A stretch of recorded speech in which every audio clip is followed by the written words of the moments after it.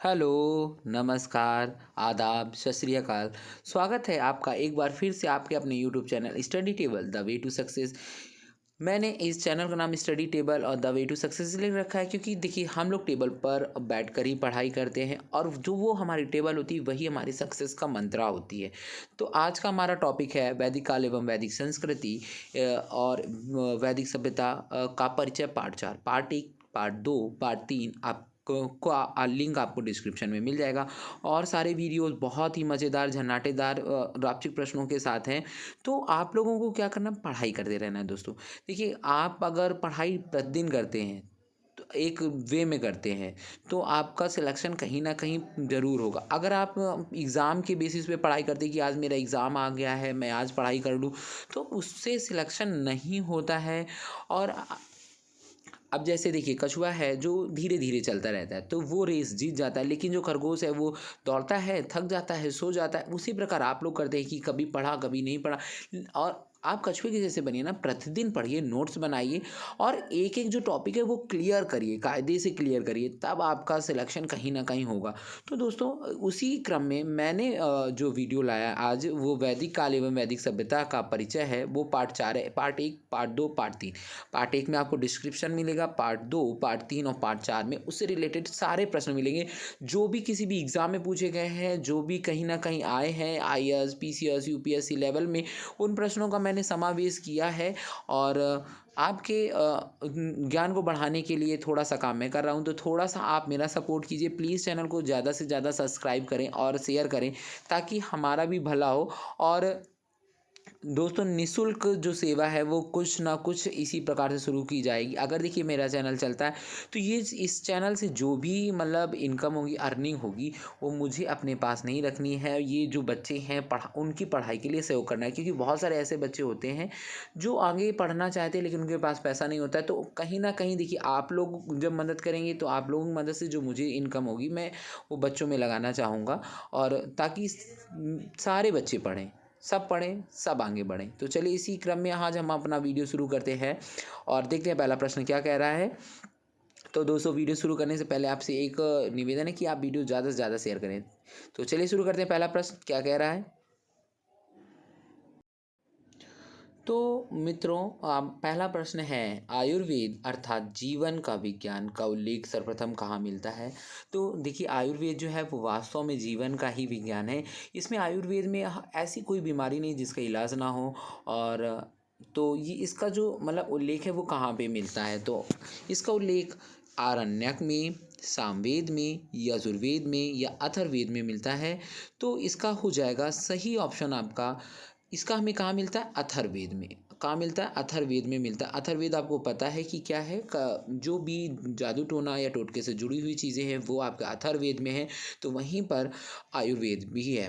तो पहले का ऑप्शन डी करेक्ट हो जाएगा। आयुर्वेद तथा जीवन का विज्ञान का उल्लेख सर्वप्रथम कहाँ मिलता है, अथर्ववेद में मिलता है। चलिए देख लेते हैं अगला प्रश्न। अगला प्रश्न क्या कह रहा है। तो अगला प्रश्न है, हिंदू पौराणिक कथा के अनुसार समुद्र मंथन हेतु किस सर्प अपनी रस्सी के रूप में स्वयं को प्रस्तुत की। यहाँ पे जो ये है क्या नाम बोलते हैं, सर, तो यहाँ पे हो जाएगा सर्प। सर्प ने अप हेतु किस सर्प ने अपनी अपने को रस्सी के रूप में प्रस्तुत किया, तो स्वयं को प्रस्तुत किया था रस्सी के रूप में। तो यहाँ पर कालिया हो जाएगा, वासुकी, पुष्कर या शेषनाग। तो इसका हो जाएगा आपका बी ऑप्शन, यानी कौन सा, वासुकी नाग। जो वासुकी कौन थे, ये भगवान शिव के गले में रहते हैं। और शेषनाग जो है वो आपके भगवान विष्णु के साथ रहते हैं, जो कि क्षीर सागर में निवास कहते हैं। और कालिया नाग आपने देखा होगा जो भगवान कृष्ण थे, उन्होंने इसका दोहन वो किया था, मंथन किया था, मारा था, मतलब ये जमुना नदी पे रहता था। और पुष्कर का मुझे पता नहीं है कि क्या है। तो वासुकी क्लियर हो जाएगा कि वासुकी नाग ने अपने आप को रस्सी के रूप में प्रस्तुत किया था पौराणिक जो समुद्र मंथन हुआ था उसमें। तो ये वैदिक काल से जुड़ा हुआ प्रश्न है, इसलिए इसमें डाला है मैंने। और ये कई बार एग्जाम में पूछा गया है। उत्तराखंड यूडीए आईडीए प्री जो 2007 का एग्जाम था उसमें ये प्रश्न आया था। तो अगर वहाँ पूछा जा सकता है तो यहाँ पे भी कभी ना कभी पूछा जा सकता है, क्योंकि ये हमारे मैथोलॉजी से जुड़ा हुआ है और ये ऋग वैदिक काल से भी जुड़ा हुआ है। तो ठीक है, अगला प्रश्न देख लेते हैं। अगला प्रश्न क्या कह रहा है। तो अगला प्रश्न बहुत भी और भी इम्पोर्टेंट है, और किस काल में अछूत की अवधारणा स्पष्ट रूप से उद्धृत हुई? मतलब अछूत यानी जो लोग छुए नहीं जाते थे, वो किस काल में आपका बिल्कुल क्लियरली कट आ गया था, तो वो हो जाएगा धर्मशास्त्र के समय में। तो जो धर्मशास्त्र का समय है उसे सूत्रकाल भी कहा जाता है। इसमें 4 वर्णों ब्राह्मण, क्षत्रिय, वैश्य एवं शूद्र के अतिरिक्त समाज में अन्य अन्य अनेक जातियों यथा अंभस्च, उग्र, निषाद, मागध, वैदेहक, रथकार आदि का आविर्भाव अनुलोम एवं प्रतिलोम विवाहों के फलस्वरूप हो गया था, यानी अंतर जाति विवाह जिसे कहते हैं उसके फलस्वरूप हो गया था। और पाणिनि ने क्या किया था? पाणिनि ने 2 प्रकार के शूद्रों का उल्लेख किया है, एक है निर्वसित, एक है अनिर्वसित। पहले प्रकार के जो शूद्र होते थे वो अपृश्य यानी जो छूते नहीं थे जिन्हें लोग, वो माने जाते थे। तो इसकी गणना कहाँ पर हुई है? धर्मशास्त्र के समय में हुई है। तो तीसरे का डी ऑप्शन करेक्ट हो जाएगा। देख लेते हैं अगला प्रश्न। अगला है बहुत ही महत्वपूर्ण, बहुत ही इम्पोर्टेंट, और ये बहुत बार पूछा गया है और अभी भी पूछा जाता है। तो सत्यमेव जयते किस उपनिषद से लिया गया है? मुंडकोपनिषद, कठोपनिषद, छांदोग्य उपनिषद या इनमें से कोई नहीं? तो दोस्तों जो हमारा सत्यमेव जयते है वो हमारा लिया गया है मुंडकोपनिषद से। कहाँ से लिया गया है? मुंडकोपनिषद से, जिसका अर्थ होता है सत्य की विजय होती है। किसकी विजय होती है? सत्य की। ये बात सही है, आप झूठ कितने भी प्रयास कर लें, झूठ बोलिए, लेकिन आपका जो विजय है वो सत्य ही जीतेगा। अंत में सत्य किसी न किसी प्रकार से बाहर आ ही जाता है और जीत जाता है। तो ये भारत का राज जो चिन्ह है उस पर भी अंकित है सत्यमेव जयते। और जो आपकी कचहरी वगैरह होती है, कोर्ट वगैरह, वहाँ पर भी लिखा रहता है सत्यमेव जयते, यानी सत्य की विजय होती है। तो चलिए देख लेते हैं अगला प्रश्न। बहुत ही इंपॉर्टेंट था ये, और इसको आप लोग नोट डाउन कर लेंगे, ये कहीं ना कहीं जरूर पूछा जाएगा। अगला प्रश्न देख लेते हैं। तो अगला प्रश्न है तमसो माँ ज्योतिर्गमय कथन है मूलतः। तो तमसो माँ ज्योतिर्गमय इसका अर्थ होता है अंधकार से प्रकाश की ओर, यानी मतलब हमारे जीवन में दुख है तो उससे अगर हम अपनी मेहनत करेंगे या कुछ भी करेंगे तो हम सुख की ओर जाएंगे। उसी प्रकार इसका अर्थ हो गया अंधकार से प्रकाश की ओर। तो ये किसका है? मूलतः कथन कहाँ पर लिया गया है? उपनिषद, महाकाव्य, पुराण या षड दर्शन? तो इसका हो जाएगा आपका, कहाँ से लिया गया है? उपनिषदों में। उपनिषद में। अब ये कहाँ से, कौन से उपनिषद से लिया गया है? ये जो है ब्रह्मदारण्यक उपनिषद से लिया गया है।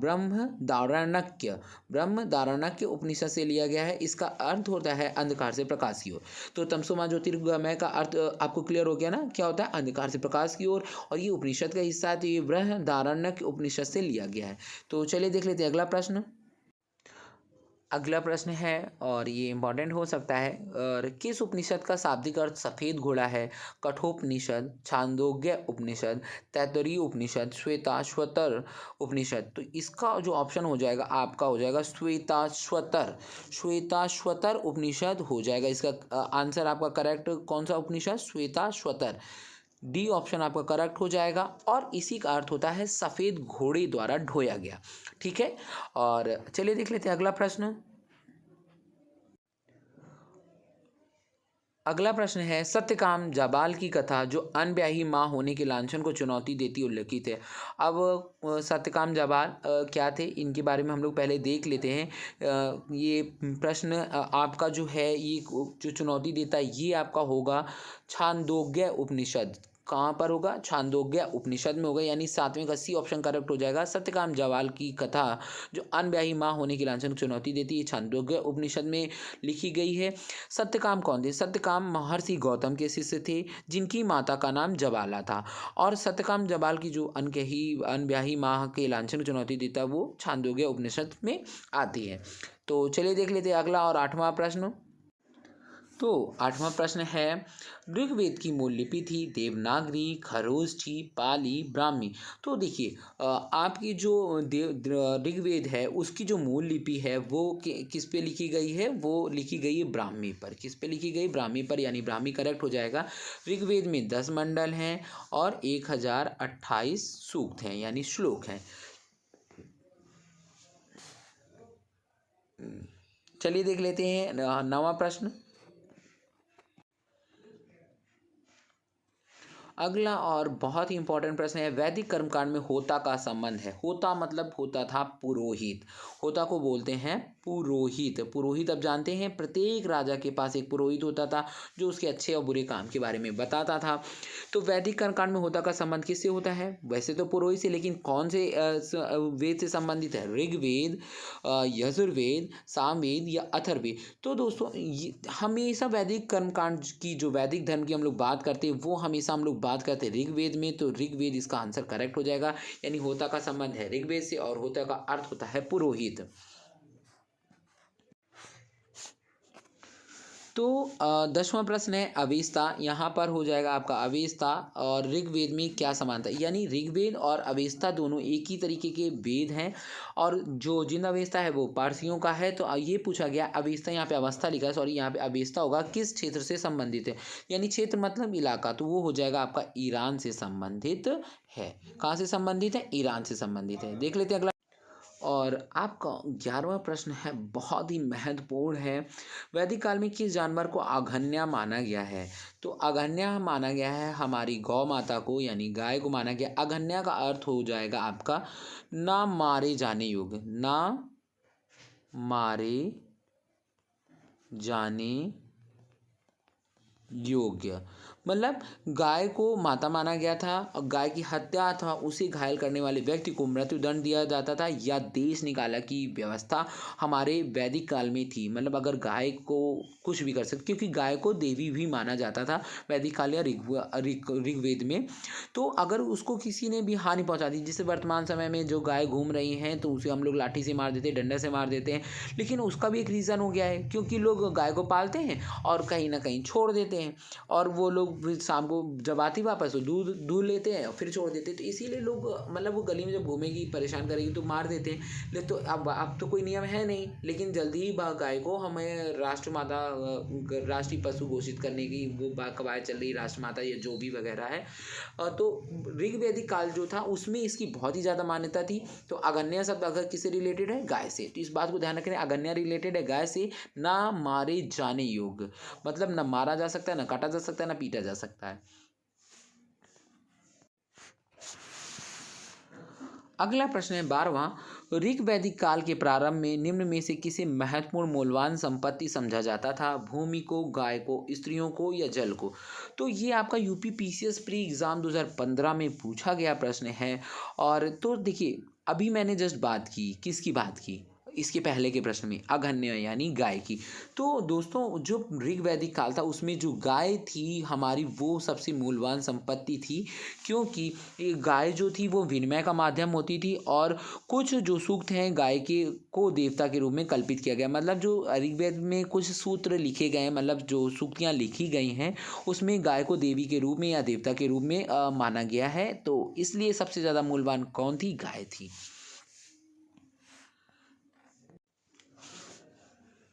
तो अगला प्रश्न है यानी 13वां प्रश्न, प्राचीन भारतीय समाज के प्रसंग में निम्नलिखित शब्दों में से कौन सा शब्द शेष तीन के वर्ग का नहीं है?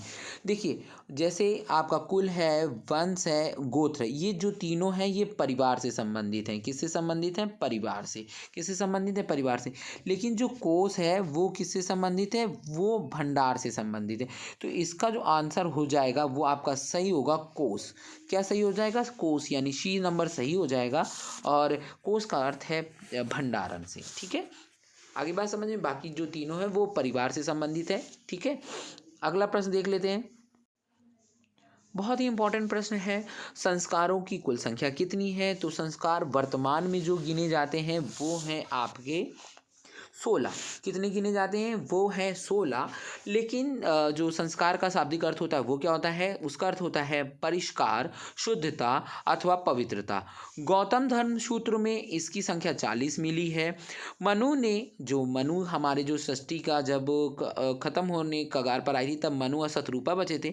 उन्होंने जो लिखा है, उन्होंने क्या बताया? मनु ने गर्भाधान से मृत्यु पर्यंत 13 संस्कारों का उल्लेख किया है। मनु ने कितने संस्कारों का उल्लेख किया है? 13 संस्कारों का उल्लेख किया है। है और बाद की स्मृतियों में इनकी संख्या 16 स्वीकार की गई है।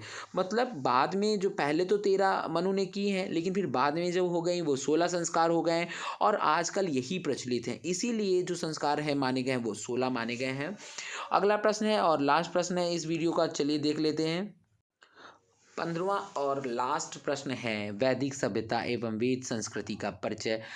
और चारों पार्ट बहुत ही मैंने मज़ेदार बनाए हैं, जो अगर आप चारों पार्ट देखेंगे तो आपको बहुत ही मज़ा आने वाला है। तो जीविकोपार्जन हेतु वेद वेदांग पढ़ाने वाला अध्यापक क्या कहलाता था? तो आचार्य, अर्धवर्यु, उपाध्याय या पुरोहित। तो जो पढ़ाते थे वेद वेदांग उन्हें कहते थे हम लोग क्या? उपाध्याय कहते थे ना, उपाध्याय जी आ रहे हैं, तो इसका ऑप्शन हो जाएगा सी करेक्ट। वेद वेदांग पढ़ाने वाला अध्यापक कहलाता था उपाध्याय। और ये आपका उत्तराखंड यूडीए आईडीए पेपर में पूछा गया है 2007 में। तो दोस्तों आज वीडियो समापन है वेद वेदांग वाले का पार्ट 4 का भी, और चारों पार्ट आपके झन्नाटेदार हैं। अगर आपको कहीं पे भी सिलेक्शन लेना है तो आपको चारों पार्ट देखने ज़रूरी हैं, ताकि आपका ज्ञान बिल्कुल कायदे से परफेक्ट हो जाए। बहुत ही अच्छे प्रश्न डाले हैं, और वीडियो अगर आपको ज़रा से भी अच्छी लगी तो प्लीज़ शेयर और सब्सक्राइब करना ना भूलें। Thank you for watching.